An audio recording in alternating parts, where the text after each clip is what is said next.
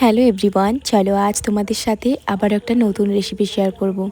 বেশ কিছুদিন আগে আমার এক ননদিনীর বিয়ে ছিল, তাকে আইবুড়ো ভাত দেওয়ার জন্য আমার এই রেসিপিটা তার এই মেনুটা তার থালাতে ছিল। তো প্রথমে কড়াইতে বেশ খানিকটা তেল দিয়ে আমি এখানে পটলগুলোকে দুভাগ করিনি, মাথার থেকে একটুখানি কেটেছি আর গোটা গোটাই রেখেছি। সেই পটলগুলোকে ভালো করে একটু এপিট উপিট উল্টে পাল্টে 80% মতো সেদ্ধ হয়ে যাবে এইভাবে ভাজা করে নিয়েছি।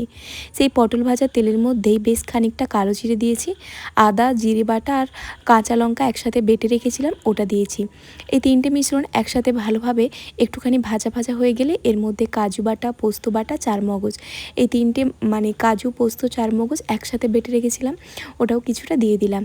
দিয়ে অল্প একটু জল দিয়ে মশলাটাকে ভালো করে কষিয়ে নিতে হবে। যে সমস্ত কমন মশলা থাকে, হলুদ গুঁড়ো, লঙ্কার গুঁড়ো, কাশ্মীরি লঙ্কার গুঁড়ো, সমস্ত কিছু তোমরা চাইলে এখানে জিরে গুঁড়ো, ধনে গুঁড়ো দিতে পারো, গরম মশলাও দিতে পারো।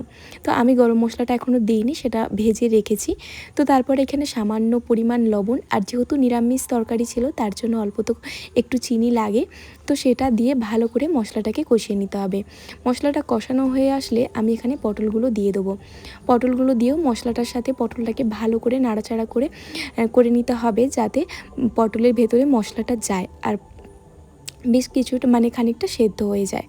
তো তারপরে আমার এখানে কষানো হয়ে গেলে খানিকটা টক দই ফেটে রেখেছিলাম আমি 4 থেকে 5 চামচের মতো দিয়ে দিয়েছি। দিয়ে আরও কিছুক্ষণ ফেটিয়ে নেব। ব্যাস, আর কিছু না, নাড়াচাড়া করতে করতে ওপর থেকে তেলটা ছেড়ে গেলে অল্প একটু জল দিয়ে ফুটিয়ে ওপর থেকে গরম মশলা, অল্প একটু ঘি দিয়ে এটাকে নামিয়ে নিতে হবে। তেল ছাড়া শুরু হয়ে গেছে, দেখো আমি অল্প একটু জল দিয়ে দিয়েছিলাম আর এটা একটু গ্রেভি গ্রেভি করেছি। তো এবার আমি ওপর থেকে একটুখানি ঘি আর একটুখানি গরম মশলা গুঁড়ো দিয়ে ভালো করে একটু ফুটিয়ে এটাকে নামিয়ে নেব। আমাদের নিরামিষ দিনে এই তরকারিটা মাঝে মধ্যেই হয়ে থাকে। তোমরা চাইলে একবার হলেও এই রেসিপিটা ট্রাই করতে পারো। গরম ভাতের সাথে এটা কিন্তু ভীষণ টেস্টি লাগে আর খেতে কিন্তু বেশ ভালো লাগে। সবসময় পটলের একঘেয়েমি তরকারি বাদ দিয়ে এরকম কিছু মাঝে মধ্যে করাই যায়। তো চলো, আমার দই পটল রেডি।